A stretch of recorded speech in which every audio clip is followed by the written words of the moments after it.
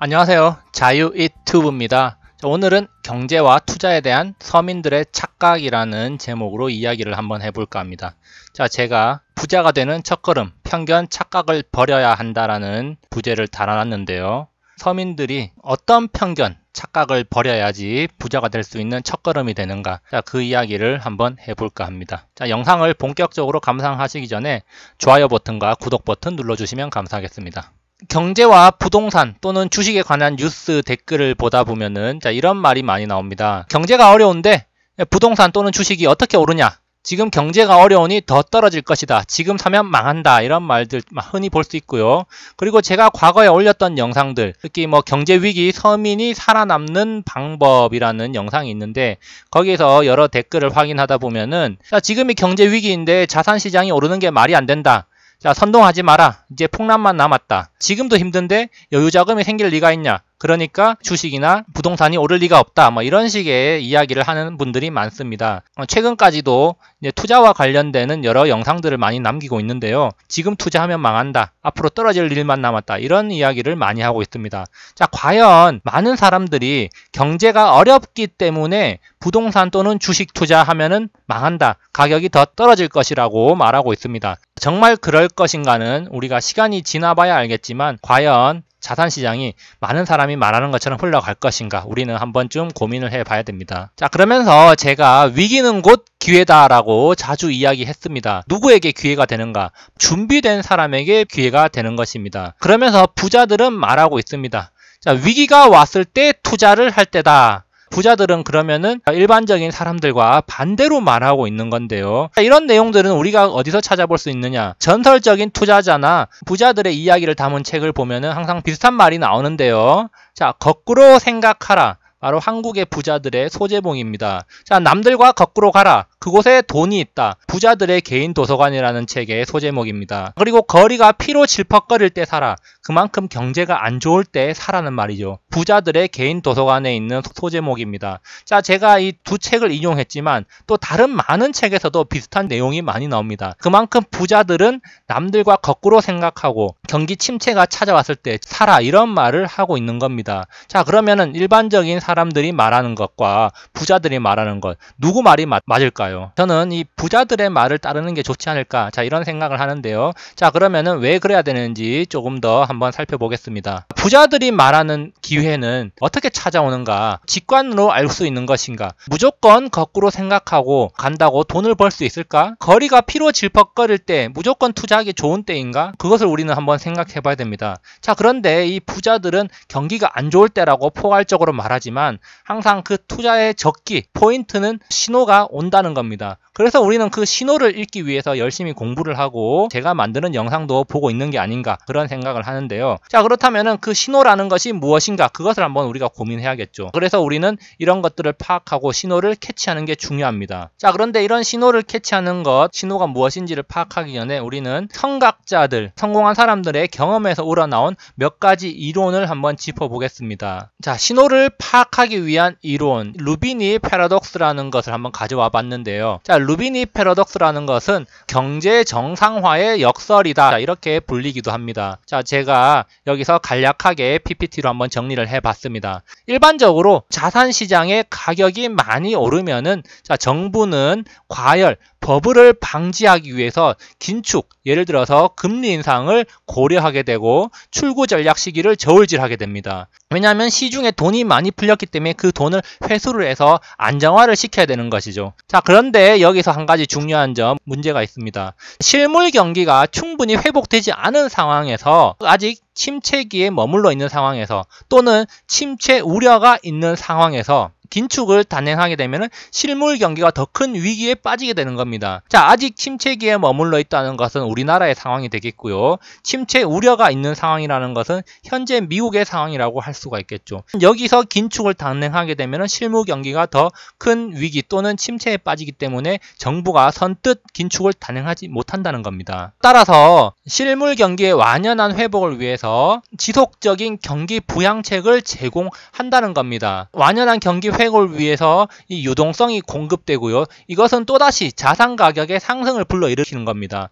자, 근데 여기서 문제는 이 경기가 회복되는 속도보다 이 자산 가격의 상승 속도가 더 빠르다는 점입니다. 자, 그래서 이 자산 가격이 상승하게 되면 또 거품 우려가 발생하게 되고, 거품 우려 때문에 긴축을 하려고 그러면은 침체 우려가 있고, 자, 이런 딜레마를 가지게 된다는 겁니다. 자, 우리는 여기서 중요하게 봐야 될 것, 바로 경제 회복 속도보다 빠르게 자산 가격이 상승한다는 점을 캐치해야 되는 겁니다. 루비니 패러독스, 경제 정상화의 역설 한번 정리를 해보면요, 경기 회복을 위한 유동성이 공급이 되고, 이 유동성 공급은 주식, 부동산 등 자산 가격의 상승을 불러일으키는 겁니다. 자, 그래서 정부는 이 과열을 방지하기 위해서 긴축 카드를 꺼내드는 거죠. 최근까지 미국이 금리 인상을 단행했던 점을 한번 생각해 보면 됩니다. 자, 그런데 경기가 충분하지 않은 상황 또는 아직 침체가 우려되는 상황이라면은 섣불리 긴축을 할 수가 없는 거죠. 오히려 유동성 공급을 지속을 해야 되는 겁니다. 자, 그래서 최근에 우리나라 정부가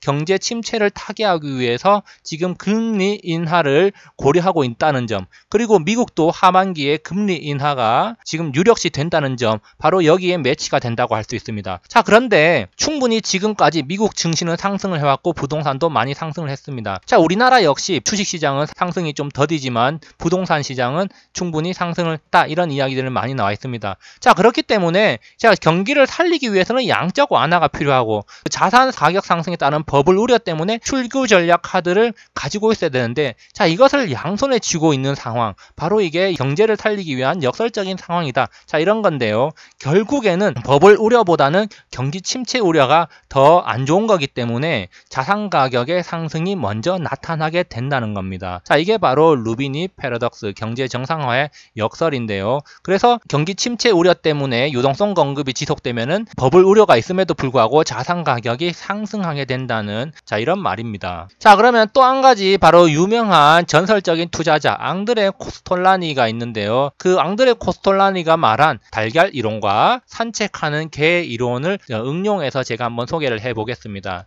자, 이에 대한 내용은 앙드레 코스톨라니의 저서 돈 뜨겁게 사랑하고 차갑게 다루어라, 거기에서 확인할 수 있고요. 웬만하면은 한번 읽어보기를 권합니다. 달걀 이론은 많이 알려져 있는데요, 주식을 언제 매수하고 주식을 언제 매도하면 좋을지에 대한 큰 그림을 나타내는 겁니다. 자, 여기 보시면은 이렇게 순환이 되는데요. 자, 이 순환은 금리와 큰 관련이 있습니다. 금리가 정점이고 아래쪽이 금리가 저점입니다. 자, 그래서 금리가 최저점에 이를 때, 자, 경기 침체기라고 할 수가 있죠. 자, 금리를 이렇게 계속 내리는 이유는 유동성을 확대시켜서 경기 침체에서 탈피하기 위한 것입니다. 자, 그렇기 때문에 이때 주식을 매수하라고 이야기를 하고 있습니다. 자, 그러면서 금리가 서서히 오르는 지점은 경기가 지속적으로 회복되는 상황입니다. 그렇기 때문에 이때는 주식을 홀딩하거나 지속적으로 매수하라는 이야기가 있고요. 자, 그러다가 경기가 완전히 회복이 되어서 경기가 호황에 접어들었을 때 주식을 매도해야 된다는 겁니다.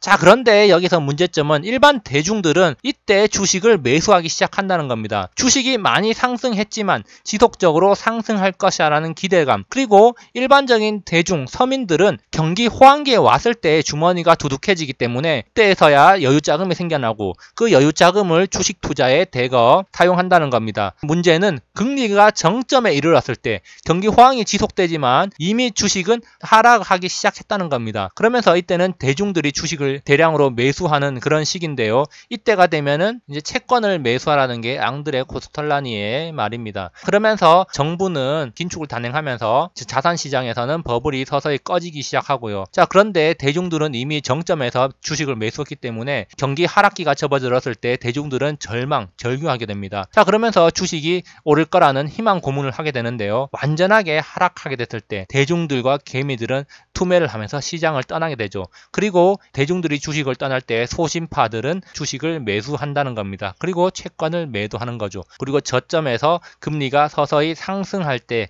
주식을 지속적으로 매수를 하라. 자, 이런 이야기인데요. 자, 지금 우리의 상황, 금리가 오르는 듯 하다가 다시 금리가 저점으로 내려갈 만한 상황이죠. 그러니까 아직도 우리나라는 여기에 머물러 있다고 할 수가 있겠고요. 미국의 경우에는 금리가 서서히 올라가다가 다시 내려왔으니까 이 이제 상승기의 중간쯤이다. 뭐 이렇게도 볼 수가 있는데요. 자, 여기에 대한 해석은 각자 알아서 잘 판단을 해 보시기 바랍니다. 자, 그리고 두 번째로 앙드레 코스톨라니의 산책하는 개 이론이라고 있습니다. 자, 여기 이 이론은 경제와 주식시장을 주인과 개에 비유하여 설명한 건데요. 자, 제가 약간 변형을 해서 간단하게 소개를 해 보겠습니다. 자, 주인은 경제, 실물 경제라고 할 수가 있겠고요. 또 주식으로 본다면은 개별 기업입니다. 개는 주식시장 또는 자산 투자 시장이라고 할 수가 있겠고요.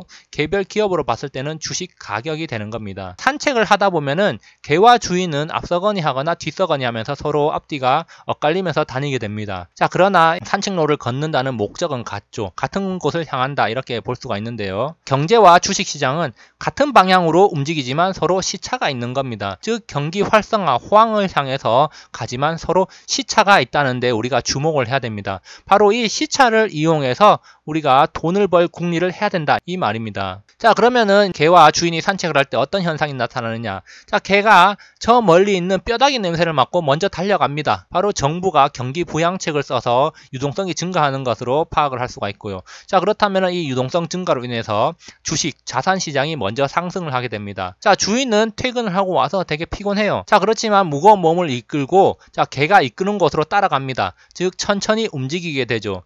자, 유동성 증가로 인한 자산 시장 상승이 나타나고 자, 이로 인해서 서서히 실물 경기가 회복하는 과정이라고 할 수가 있습니다. 자, 이때 개는 저 멀리서 저 주인과 많이 떨어진 곳에서 신나게 뛰어놀고 있죠. 이런 신나게 뛰어노는 모습은 주식과 자산 시장의 상승이 지속되는 것이다. 자, 이렇게 볼 수가 있는 겁니다. 자, 그러면은 이 뛰어놀던 개가 항상 뛰어놀 수는 없습니다. 자, 지쳐서 멈춘 뒤에 주인을 기다립니다. 이것은 주식시장이 상승을 멈추고 횡보를 하는 것과 상승이 혼재된 거의 고점 단계라고 할 수가 있습니다. 자, 이런 고점 단계에 있을 때, 자, 이렇게 개가 멈춰서 주인을 기다릴 때 바로 주인이 다가와서 개를 쓰다듬습니다. 자, 그러면서 주인은 산책을 하면서 어느 정도 기운을 차린 거죠. 바로 이것은 실물 경기가 회복된 것이라고 할 수가 있습니다.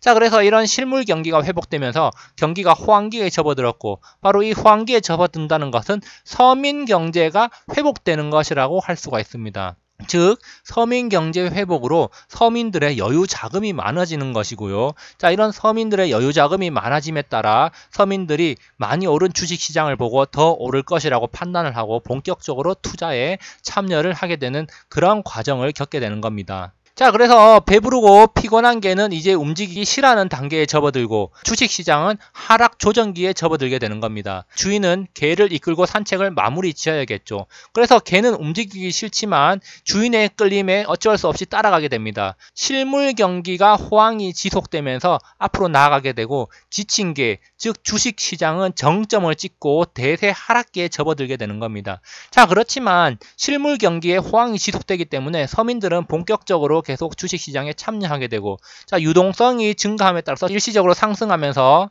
지속적인 상승을 기대하게 되죠. 자, 그렇지만 산책의 막바지에 가게 되면은 개와 주인은 모두 지치게 되고 주인이 지친다는 것은 경제가 불황이 시작된다는 겁니다. 개는 이미 주인이 지치기 전에 먼저 지쳐있는 상태이기 때문에 주식시장은 이미 대세 하락기에 접어든 지 오래됐다는 거죠. 자, 그때 일반 서민들은 재차 상승을 할 거라고 생각하면서 희망의 끈을 놓지 않고 계속 상승을 기다리는 상태, 자, 그런 상태가 되는 겁니다. 루비니와 이 앙드레 코스톨라니의 예가 있었는데요. 자, 이 이론 외에도 많은 투자의 대가들이 투자의 적기에 대한 여러 가지 이야기를 했습니다. 자, 그런데 그들이 말하는 투자의 적기의 공통점을 한번 찾아본다면은 바로 경기 침체를 벗어나기 위해서 유동성이 증가하는 시기를 노려라, 이런 이야기들을 많이 나옵니다. 자, 그리고 좀 더 구체적으로 이 부자들이 말하는 투자의 적기는 언제인가? 경기 침체기가 되는 것입니다. 자, 그 중에서도 확실한 타이밍을 알고 싶다.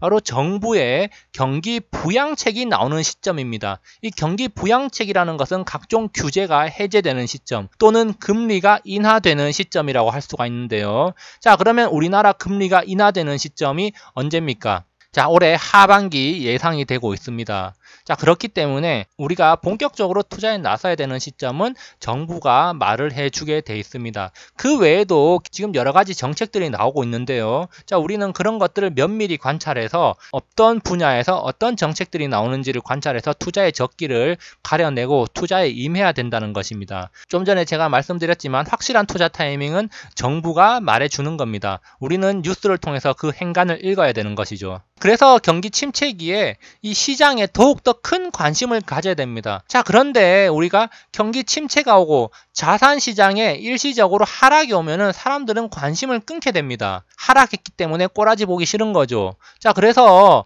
이 경기 침체기인데도 자산 가격이 상승하게 되면은 이것을 우리는 비정상적인 상승이라고 하면서 욕하기 바쁩니다. 폭락 또는 하락해야지 정상이라고 하면서 욕하기 바쁘고, 뭐 어디가 올랐다 그러면 투기꾼들 탓이라고 욕을 하기 바쁩니다. 그래봐야 우리한테 남는 거 없습니다. 욕할 시간에 분석을 해야 됩니다. 하락해야 정상이라고 말하고 욕을 해봐야 결국에는 이 유동성은 자산시장을 밀어올립니다. 이런 자산시장을 밀어올리는 것은 경기 활성화를 위한 마중물이 되는 것이고요. 자, 이런 투자 시장의 활성화로 시장에 돈이 돌게 되면은 경기 회복이 서서히 나타나면서 서민 경제가 서서히 살아나는 그런 과정을 겪게 되는 겁니다. 이게 바로 경기의 올바른 순환이라는 것이죠. 그리고 서서히 경기가 회복되면서 완연한 성장이 이루어진다면은 서민들에게 혜택이 돌아가기 시작합니다. 서민들의 주머니가 두둑해지는데요. 즉 여유 자금이 생겨난다는 거죠. 자산 시장의 상승이 절정에 이르고 경기가 완연하게 회복되면은 정부 입장에서는 경기 과열을 우려해서 긴축 카드를 만지작거리게 됩니다. 그런데 이렇게 정부가 긴축 카드를 만지작거릴 때 자산 시장의 상승을 지켜본 서민들은 이 여유 자금이 이제 막 생겼기 때문에 투자 시장에 본격적으로 참여를 하기 시작합니다. 자, 이때 중요한 점은 선제적 투자자들, 자, 부자들은 서서히 시장을 빠져나가기 시작한다는 점입니다. 현금 비중을 늘린다는 것이죠. 즉 박수 칠 때 떠나야 된다. 바로 이때 하는 말입니다. 사람들이 박수를 치고 환호할 때 정부는 시장 과열을 막기 위해서 긴축을 단행합니다. 대표적으로 금리 인상을 하는 것이죠. 자, 그런데 이 서민들은 이제 고점 부분에서 대거 투자를 했기 때문에 좀 더 상승을 바라지만 정부는 정책적으로 긴축을 단행하기 때문에 시장은 하락을 하기 시작합니다. 자, 그래서 이 고점에 물린 개미들, 대부분의 서민들이 투기꾼들을 비판하면서 비싼 자산을 떠넘겼다고 비판하게 되고 손절을 하면서 욕을 하고 바로 투자 시장을 떠나면서 돈은 열심히 일해서 벌어야 돼. 노동의 가치가 중요해. 자, 이런 말들이 많이 나오게 되는 것이죠. 자, 역사는 반복됩니다. 제가 자주 했던 말입니다. 역사는 반복된다. 물론 완전히 똑같이 반복되진 않습니다. 그렇지만 대략적인 흐름은 지속적으로 반복돼 왔다는 겁니다. 자, 전설적인 투자자로 불리는 존 템플턴 경이 한 말이 있습니다. 이번에는 다르다라는 말은 가장 비싼 대가를 치르는 말이라는 겁니다. 자, 이번에는 다르다. 그 말을 절대 믿지 말라는 거죠. 경기 침체 시 하락이 일어날 때도 이번에는 옛날과 다르다라는 말이 있습니다. 다양한 이유로 비관론이 득세를 하게 되고 하락이 지속될 것이라고 말한답니다. 상승기에는 또 정점에 이르러서 이번에는 또 옛날과 다르다 이런 말이 나온다는 겁니다. 자, 다양한 이유로 상승이 정당화되고 더 높이 상승할 것이라는 이야기가 나온다는 거죠. 자, 그렇지만 제가 당당하게 말하겠습니다. 자, 이번에도 과거와 크게 다르지 않다는 겁니다. 항상 사람들은 이번에는 다르다라는 말을 하지만 그 다르다는 말은 항상 틀렸습니다. 그렇기 때문에 이번에도 과거와 크게 다르지 않을 것이다 는 말을 제가 말씀드리는 바이고요. 그래서 우리는 과거 사례가 어땠는지를 한번 복기를 해볼 필요가 있고 그 과거 사례에 빗대서 우리가 어떻게 대응을 하는 게 좀 더 좋을지에 대해서 그리고 정부가 정책적으로 어떤 스탠스를 취하는지에 대해서 우리가 적절하게 대응을 하면서 우리 자산을 늘려나가야 될 것입니다. 여기까지 영상을 감상해 주셔서 감사하고요. 항상 즐거운 하루 보내시기 바랍니다. 감사합니다.